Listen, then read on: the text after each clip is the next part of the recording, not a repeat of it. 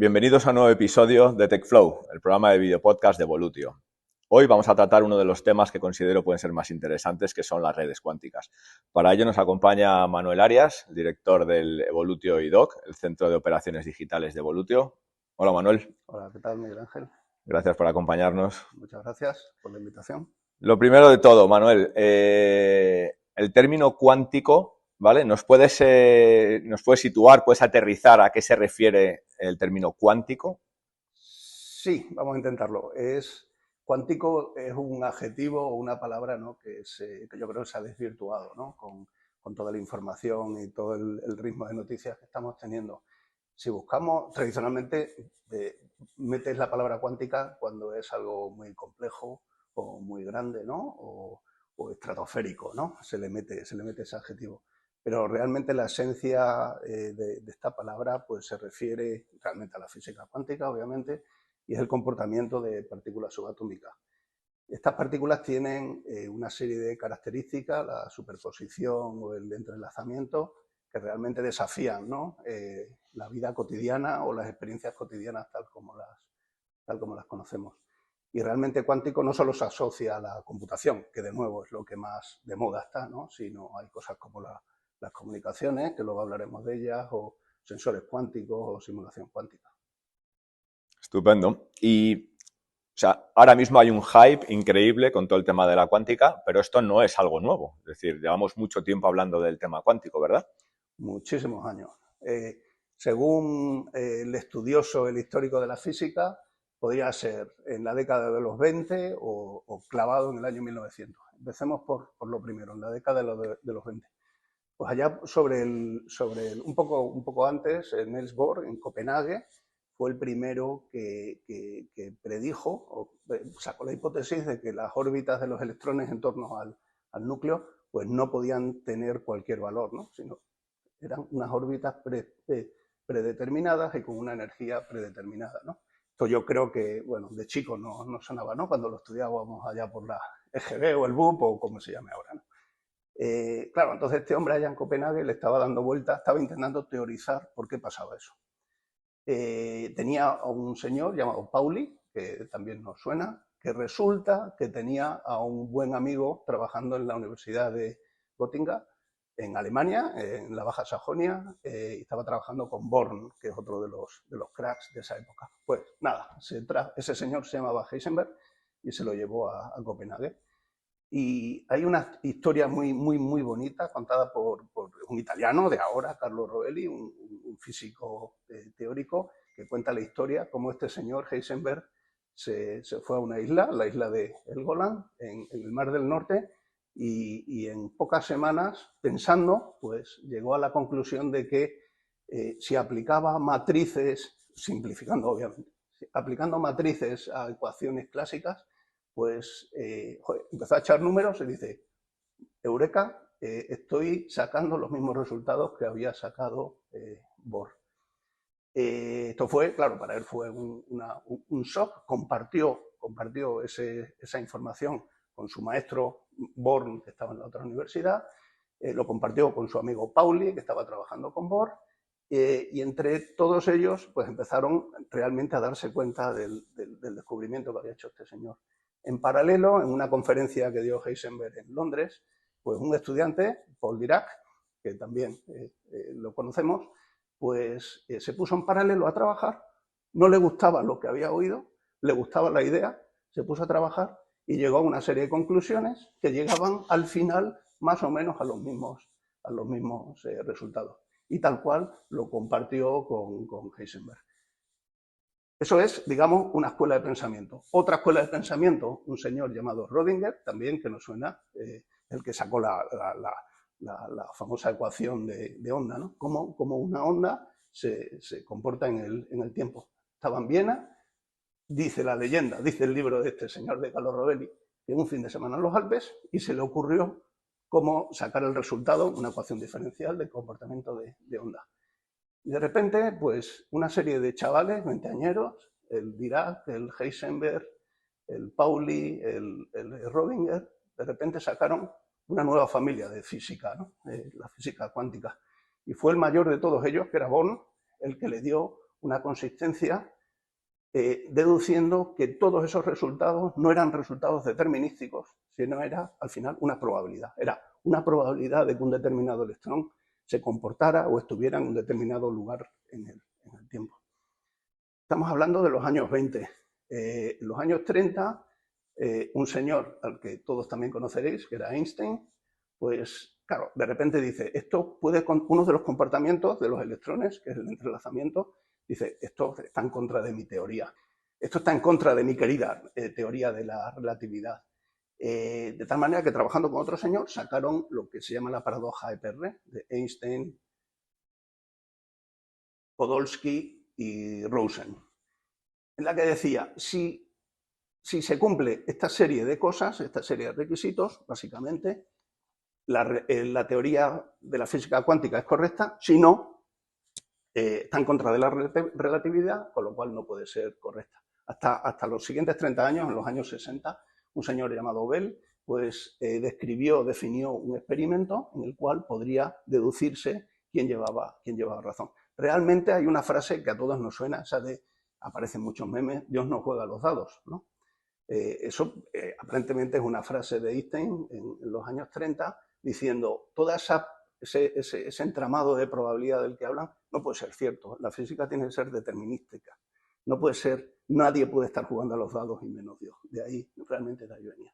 Bueno, pues, ¿qué pasó con esa paradoja EPR? Se define el experimento en los años 60 por parte de Bell y realmente todas las ejecuciones prácticas de ese experimento dan la razón a la física cuántica. Toda la teoría de estos 20 añeros que hace 100 años empezaron a deliberar, ¿no? Y provocan lo que está pasando hoy en el mundo, ¿no? con la computación cuántica. Entre medias, pues tenemos a grandes conocidos como Feynman también, ¿no? con unas grandes contribuciones para la electrodinámica. Y Feynman realmente tuvo una contribución al final, la cual empezó a pensar que toda esta física cuántica, los pilares de la física cuántica permitían una descripción de sucesos, una descripción de simulaciones. Y fue quizás una de las primeras semillas para la computación cuántica tal como la entendemos hoy. Todos los nombres que he comentado, creo que no se escapa ninguno, todos fueron premios Nobel. Sí, eso te iba a comentar, que extensa, interesantísima colección de premios Nobel, los que has mencionado. Tal cual. Y valiosísima la introducción que has hecho de la cuántica para dummies, realmente interesante poder escucharlo y aprender si lees la historia, del resumen. Sí. Increíble. Y aterrizando un poco todo esto, Manuel, explícanos de modo más o menos sencillo que podamos entender cuáles son las aplicaciones reales que puede tener todo este entramado de física cuántica. Pues, buena pregunta. Me permito apoyarme digamos, en una de las iniciativas de Unión Europea, se llaman la Quantum Technology Flagship, y es una iniciativa ya puesta hace varios años, 2016, 2017, creo recordar, y ha ordenado de una manera muy fácil y muy intuitiva, ¿no? las iniciativas en torno a lo cuántico, ¿no? La primera sería sensorización cuántica, y ahí simplemente como ejemplo, pues sensores a nivel molecular de metabolismo en personas, solo un ejemplo. Obviamente computación cuántica, comunicaciones cuánticas, y en comunicaciones cuánticas hay dos vertientes, simplemente la generación de claves cuánticas y un algoritmo de compartición de claves cuánticas, que también espero tener la oportunidad ahora de comentarlo. Y por último, pues la simulación de procesos cuánticos. Estamos hablando de procesos cuánticos, por ejemplo, de índole logístico. Hay un problema por ahí muy bueno, el problema del vendedor, ¿no? Para optimizar rutas en coche, en carruaje, hace años, ¿no? Pues para atender el mayor número de puntos de vértices en un tiempo determinado. Esos problemas, desde el punto de vista cuántico, pues son muy resolubles. Otro es, por ejemplo, simulación de comportamiento de moléculas. En fin, ahí esas cuatro grandes familias son las que nos ordenan mentalmente todo el ruido y todas las iniciativas que hay de tecnología cuántica ahora en el mercado. Y de todas estas tecnologías, Manuel, las que más pueden afectar a nuestro sector de actividad, ¿cuáles consideras? Obviamente las comunicaciones cuánticas. Pero permíteme simplemente contar un poco sobre ordenadores cuánticos o computación cuántica. Verás que hay un vínculo de unión muy, muy fuerte. Para contar qué es un ordenador cuántico, la mejor manera es contraponerlo con un ordenador clásico. Un ordenador clásico, todos sabemos que tiene bits, ¿no? 0 y 1, y ahí no hay mucha discusión. Llevamos viviendo con esto toda nuestra vida. Sin embargo, un ordenador cuántico tiene un qubit. ¿Y qué es un qubit? Un qubit es un ente cuántico que puede tener simultáneamente ambos valores, 0, 0 o 1. Eso se llama una superposición. Es decir, tienes un porcentaje de que sea 0 y un porcentaje de que sea 1. También tiene un comportamiento que se llama el entrelazamiento y es, de alguna manera, tú puedes unir, como si fuera una familia indivisible, dos qubits, ¿no? Y dice, ¿y esto qué? ¿Y cuál es el resultado? Bueno, pues piensa que un ordenador cuántico, tú le puedes meter como entrada una serie de qubits. Esa serie de qubits están en modo superposición, es decir, un valor entre 0 y 1. Tú tienes n qubits, 0 y 1 en cada uno de ellos, eso de tal manera que te da, si tienes n qubits, tienes 2 a la n posibles estados. Y eso hace que, de nuevo, algoritmos tipo análisis de procesos, optimización de carteras, por ejemplo, en finanzas, pues tenga mucho sentido, ¿no?, que apliques esta tecnología. Y otra área de desarrollo es la factorización de números grandes. Dice, oh, qué bien, factorización de números grandes. ¿Y eso qué significa? Bueno, pues hubo un señor en el año 94, si no recuerdo mal, Peter Shor, que describió un algoritmo cuántico que es capaz de romper un número grande, factorizar, mejor dicho, un número grande en dos primos. Y hacerlo, bueno, un ordenador clásico lo puede hacer, pero en un tiempo muy largo. Este algoritmo cuántico, teóricamente, puede romperlo, puede factorizarlo en un tiempo exponencialmente menor. La complejidad del algoritmo es exponencialmente menor. Y esto tiene una implicación práctica en nuestro mundo brutal. ¿Por qué? Porque uno de los principales y clásicos algoritmos de encriptación es el RSA. Y el RSA se basa conceptualmente en la imposibilidad física de factorizar un número grande en dos primos. Entonces, ¿qué pasa? Porque se encuentran, joder, un señor que saca una teoría, saca un paper, el algoritmo de Shor, de tal manera que un ordenador que no existe puede romper la base de la encriptación tal como se conocía en ese momento. Te puedes imaginar. Pues se empieza a remover los cimientos y a haber un montón de inversión. Y ya no es solo en la descripción en el diseño de ese ordenador, sino también el diseño de algoritmos buscando problemas que son resolubles con ordenadores cuánticos, que eso es muy importante. No todos los algoritmos son razonables, ¿no?, para ser resueltos por este tipo de máquinas. Y aquí hay un vínculo con lo que de verdad nos ocupa, que es la compartición de claves cuánticas, QKD, que también está hoy en la prensa técnica día sí, día no.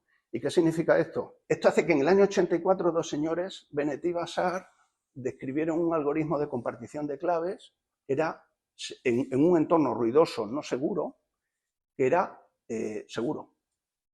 ¿Y esto cómo funciona? Miguel Ángel, tú y yo estamos hablando aquí. Podemos tener a alguien oyendo, como es el caso. Lo que estamos diciendo se está grabando en una cámara con un micro y se puede desarrollar luego.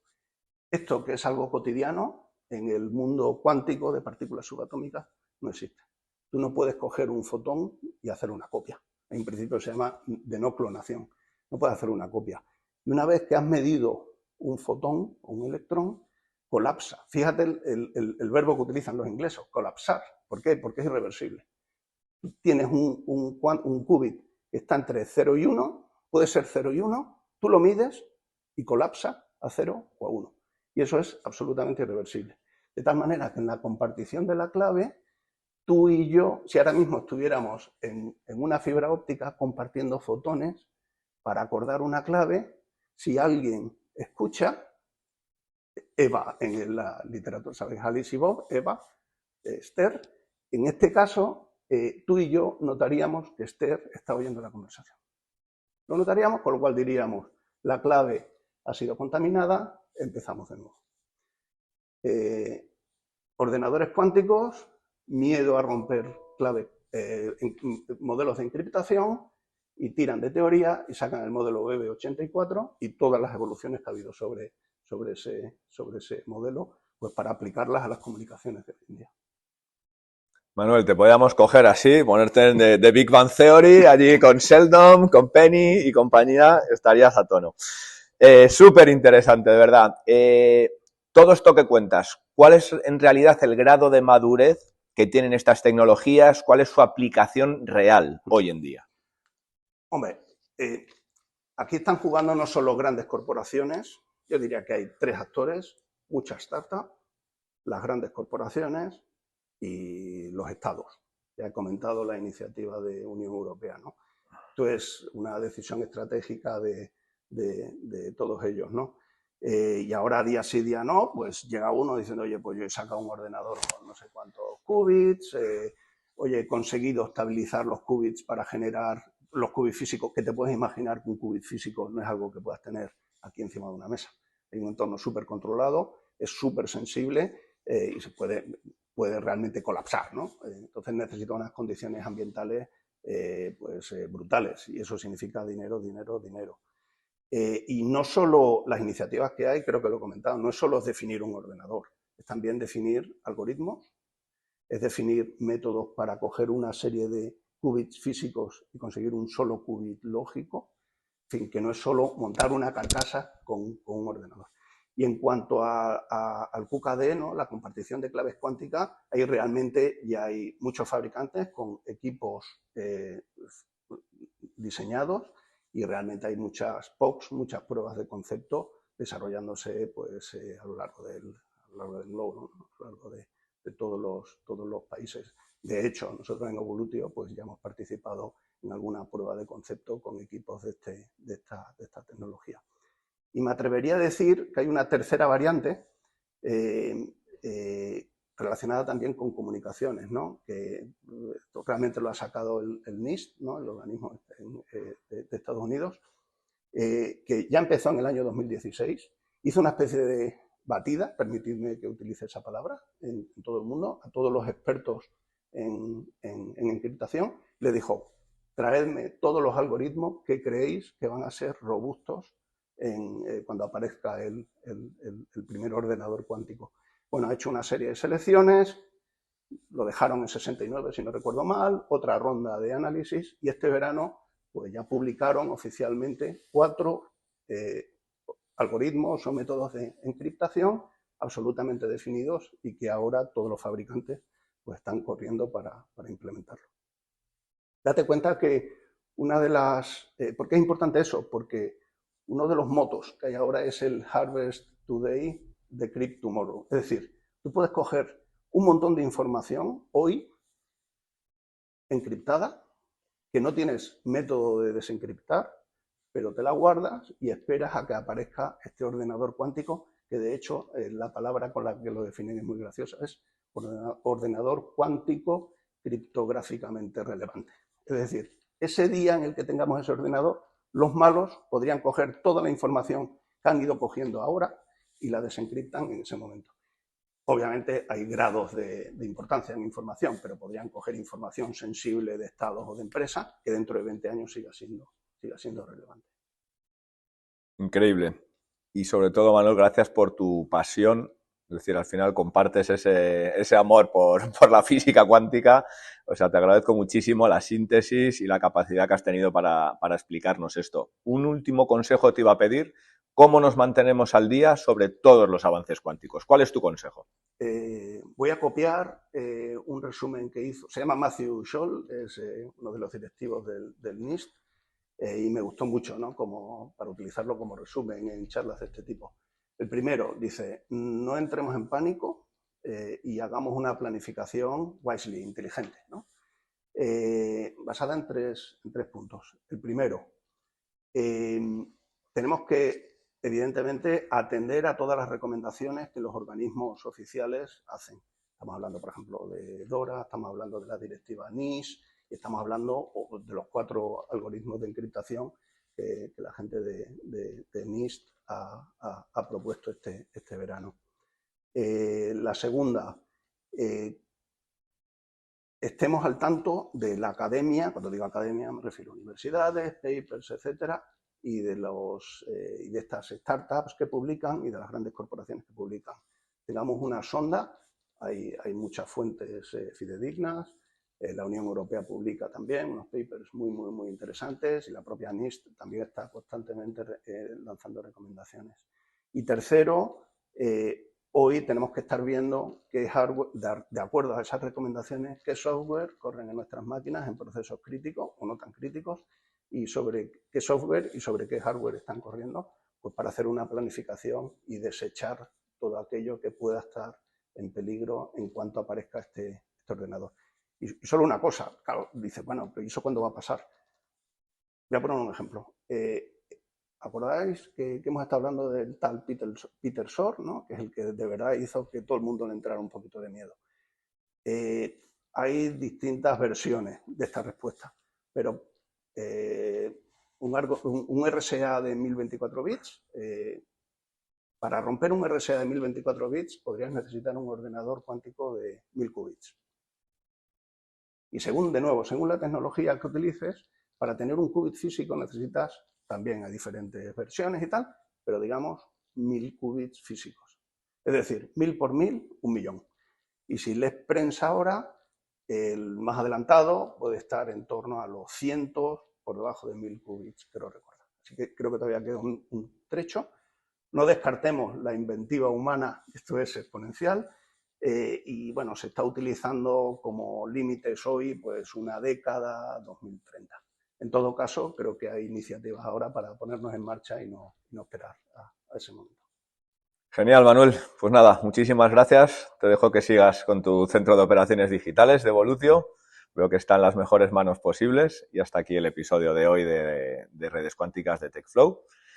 Nada más, muchísimas gracias y os esperamos a todos en el próximo episodio de TechFlow. Gracias, Manuel. Muchas gracias, Miguel Ángel. Muchas gracias a todos.